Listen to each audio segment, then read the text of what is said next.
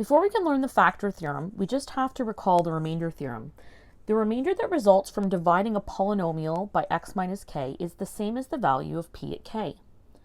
So what this means is that if p at k is equal to 0, then there's no remainder, and x minus k is a factor. It should divide evenly, so you won't have anything left over. So let's take a look at an example. If x minus 5 is a factor of p at x, then that means that when we put 5 in for x, we should end up with 0. So p at 5 would equal 5 cubed minus 7 times 5 squared plus 9 times 5 minus 5. And this equals 125 minus 7 times 25 plus 45 minus 5.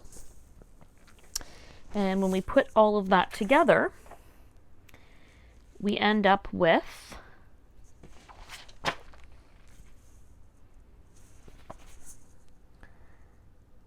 negative 10, I believe. And because p at 5 is equal to negative 10 and not equal to 0, this p of x divided by x minus 5 has a remainder when you divide.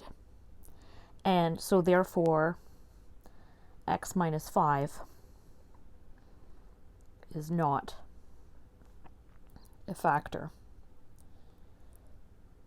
If you are trying to find a factor of a polynomial like p at x, if it factors nicely, then what you want to do is take a look at this last constant term. You want to figure out what factors would work to make negative 5, and those are the numbers that you want to plug in to try and see if you can find a factor.